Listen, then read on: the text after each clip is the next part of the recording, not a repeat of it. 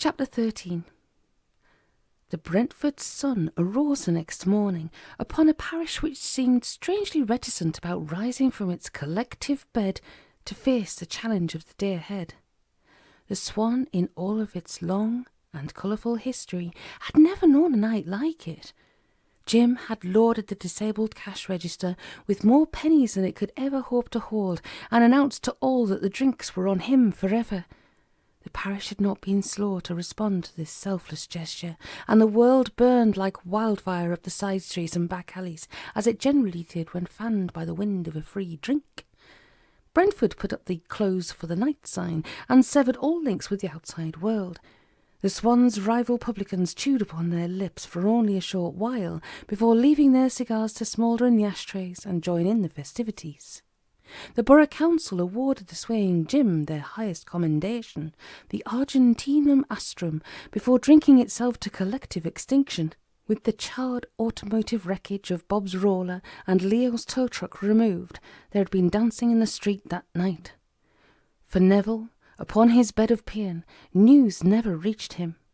The Sisters of Mercy, who tended to his bedpan and blanket baths, hiked up their skirts and joined in the revelry, leaving the metaphysical fat boy to sleep on under his heavy sedation. For John Omally, it was a night he would long remember. As Christ had feasted the 5,000 upon half a score of Jewish baps and as many kippers, thus did Omally quench the thirst of the Brentford multitude. Like the barman of myth, his hand was always there to take up the empty glass and refill it. For Jim Pooley, morning suddenly appeared out of drunken oblivion, beating a loud tattoo of drums upon the inside of his skull. Jim shook his head, an ill-considered move. The tattoo grew louder and more urgent. Jim reopened a pair of blood-red eyes. He found himself staring into the snoring face of Miss Naylor, Brentford's licentious librarian. "Good," muttered Jim to himself. "I did struck it lucky last night." The pounding was coming from below, from his front door. It was the relief postman. Jim rose giddily and lurched towards the bedroom door. The words "never again" could not make it to his lips. "Shut up," he whispered as the hammering continued. Jim stumbled down the uncarpeted stairs and caught his bare toe for the umpteenth time upon the tack protruding from the sixth tread. Howling beneath his breath, he toppled into the hall to find himself suddenly swimming in a sea of paper. The hallway was jam-packed with letters, literally thousands of them, of every way, shape, colour and form, telegrams, buff-coloured circulars and picture postcards. Pooley rubbed at his eyes as he lay there half submerged in the papery cushion. He was certain they hadn't been there the night before, but as the later moments of the previous night's revels were blank to his recollection, as attested to by the snoring female above, Jim's certainties were purely subjective in nature. The banging continued beyond the barricade of the King's Mail. All right. Pooley clutched at his temples and fought his way towards the front door. Pushing envelopes to left and right with great difficulty, he opened it. "Mail," said a sweating postman, thumbing over his shoulder towards a dozen or so bulging sacks which lay in an unruly line along the pavement.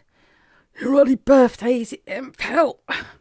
Pooley shrugged, dislodging an avalanche of letters which momentarily buried him. "I've been sticking these through your letterbox for the better part of an hour, and I can't get any more through. Do pardon this departure from the norm, but I must insist that you post the rest yourself. I'm here on relief from Chiswick as the local bloke hasn't turned in. What is this? Some kind of joke? Candid camera, is it? Or that game for a laugh crap?" Pooley hunched his shoulders beneath the pressing load. "What are they?" he asked. "Who sent them?" "From those which unaccountably fell in my hands. They would seem to be begging letters to a man. What did you do then? Come up on the frigging pools?" "Something like that." Jim made an attempt to close the door. The postman's contorted face suddenly sweetened. "Is that a fact?" he said thoughtfully. "Then let me be the first to congratulate you."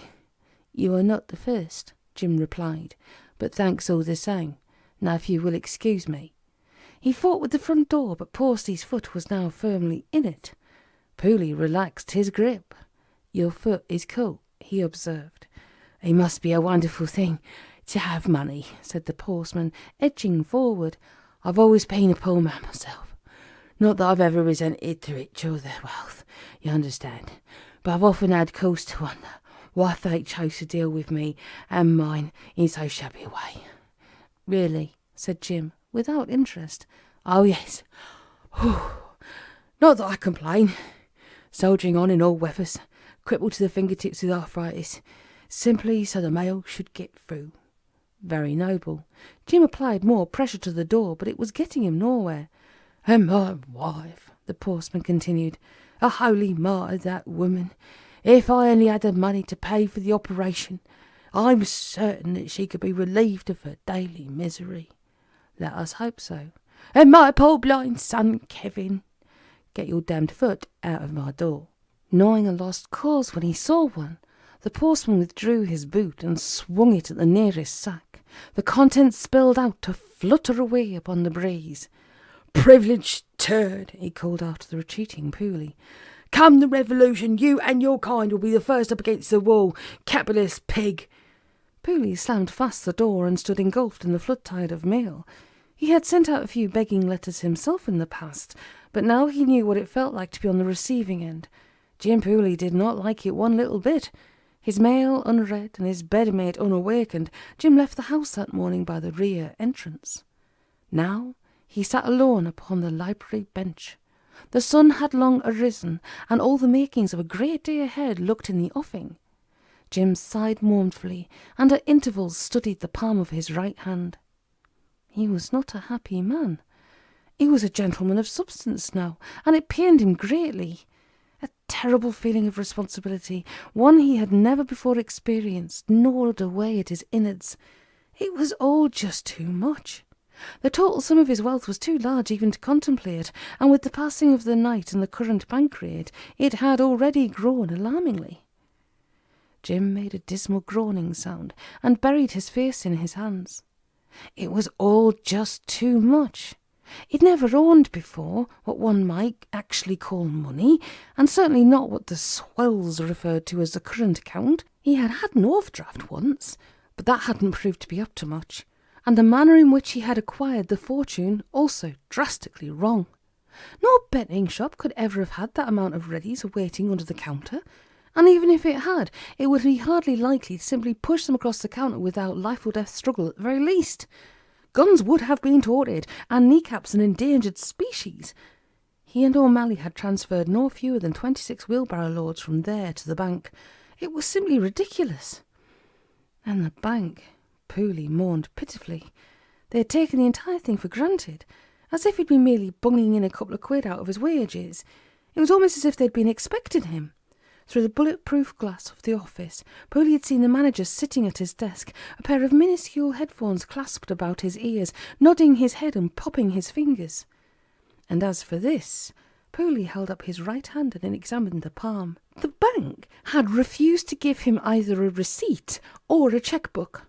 With unveiled condescension, they had explained that such methods of personal finance were now obsolete, and that for security's sake they must insist upon the new personalised identification system. They had then stamped his right palm with a pattern of 18 little computer lines in 3 rows of 6. 6, 6, 6. Pooley spat onto his palm and rubbed away at the marking. It would not budge. He eased up on the moaning and groaning, and took to a bit of soulful sighing. He'd become involved in something which was very much bigger than he was. He really should have listened to Professor Slocum and torn up the slip. A sudden screeching of white-walled tyres upon tarmac announced the arrival of Antoine with Pooley's car. Jim distantly recalled a deal he had struck the night before. "You carried your weights," said the chauffeur of fortune, springing from the automobile and holding open the door. Jim was entranced. The car, a silver-grey Morris Minor, although of a model some 15 years out of date, had all the makings of one fresh from the showroom. "Where did you get it?" he asked, rising from his gloom and strolling over to the automotive gem. "Purchased with the money you advanced, sir," Antoine replied politely. "Has a few tricks under the hood." Pooley circled the car approvingly and ran his unsoiled hand along the spanking paintwork. "Big boater," said he. "It's a corker." And what about the number plates? Antoine indicated the same. JP1.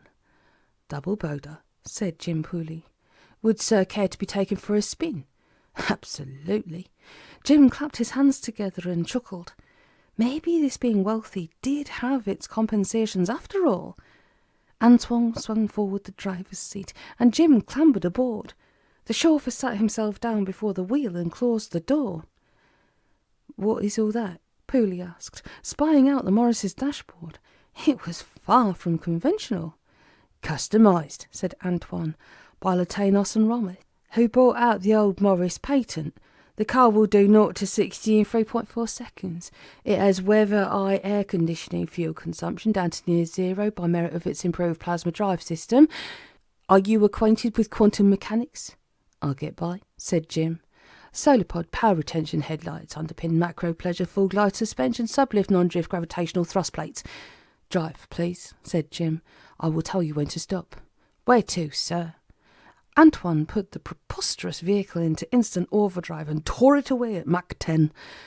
Pooley slewed back in his seat, cheeks drawn up towards his ears, his face suddenly resembling the now legendary Gwynplaine of Victor Hugo's Man Who Laughs.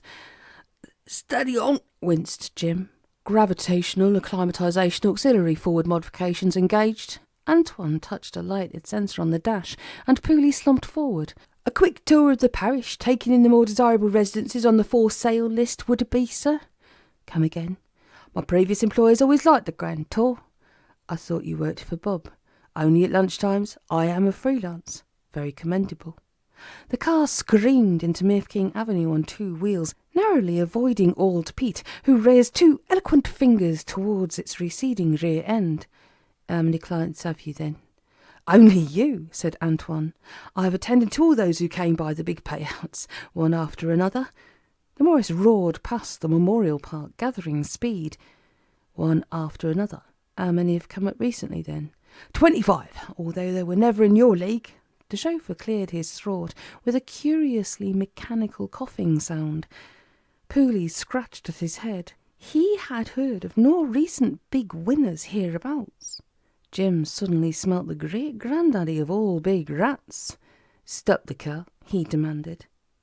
Antoine crouched low over the computerized controls, his toe edged nearer to the floor, and the modified family saloon performed another impossible feat of acceleration.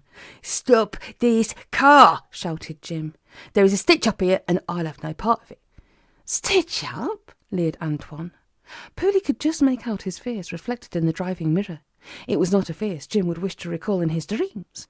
The chauffeur's normally amiable visage had become contorted into a death mask of inhuman cruelty. The eyes glowed between hooded slits, the mouth was drawn down, exposing a row of wicked metallic-looking teeth. The face was no longer human. It was atavistic, something beyond and before humanity, compelling and vibrant with dark, evil power. The flying Morris cannoned through the short, cobbled alleyway between the police station and the beehive, and swerved right through the red lights and out into the high road. It should surely have been forced to a standstill amidst the hubbub of mid-morning traffic, but to Pooley's increasing horror, the high street was empty, the pavements deserted. "Stop, I say!" screamed Jim. "I will pay you anything you want, name the sum." Antoine laughed hideously, the sounds issuing from his throat being those of sharp stones rattled in a tin can. Pooley shook his brain into gear. Nobble the mad driver, it told him. Climbing forward, Jim lashed out towards the driver's neck. "Ah!" went Pooley, as his lunging fingers piled into a barrier of empty air, splintering nails and dislocating thumbs. "Safety shield anti-whiplash modification," sneered the demonic driver, as Pooley sank back into his seat, his wounded hands jammed beneath his armpits. The car swung into a side road Jim did not clearly remember, and thundered on towards... Jim suddenly stiffened in his seat, towards the rim of the old quarry. Jim recalled that place well enough. He used to go ferreting there when a lad. The walls were 50-foot sheer to a man. He was heading with an appointment with none other than good old Nemesis himself. Now was the time to do some pretty nifty fast thinking. Pooley thrust his brain into overdrive. Accelerating Morris, mad driver, 2 doors only, invisible force field before, no sunroof, and Nemesis 500 yards distant. Jim chewed upon his lip, worry beads of perspiration upon his brow. No way out before, above, but possibly. The mighty Morris has to its credit many an endearing feature. Ask any driver and he will mention such things as comfort, luxury, fuel economy, or the obvious prestige of ownership. But stand that man in front of his locked car to view the spectacle of his ignition keys dangling in the steering column, and he will then address his praise towards the inevitably faulty boot lock and the detachable rear seat. Pooley had crawled into more than a few Morris Minors on drunken evenings past, when further staggering home looked out of the question. Now he was hardly backward in going that very direction. Nemesis was yet 250 yards to the fore. As the car ploughed on relentlessly towards the yawning chasm ahead, Jim clawed at the rear seat with his maimed fingers. With the kind of superhuman effort which would have done credit to any one of a dozen boys' own paper heroes, he plunged into the boot and fought it open. With one bound he was free. As the car breasted the rim of the chasm and dashed itself down towards oblivion, Jim tumbled out onto the roadway, bowling over and over like a rag doll, to the accompaniment of many a sickening bone-shattering report. He came to a final dislocated standstill a few short yards from doom. A loud explosion beneath, a column of flame, and a rising black mushroom cloud of oily smoke signalled the sorry end of a fine car. Pooley made a feeble attempt to rise, but to no avail. Every bone in his body seemed broken several times over. His head was pointing the wrong way round for a start. A flood tide of darkness engulfed the fallen hero, and Jim lapsed away into a dark oblivion of unconsciousness.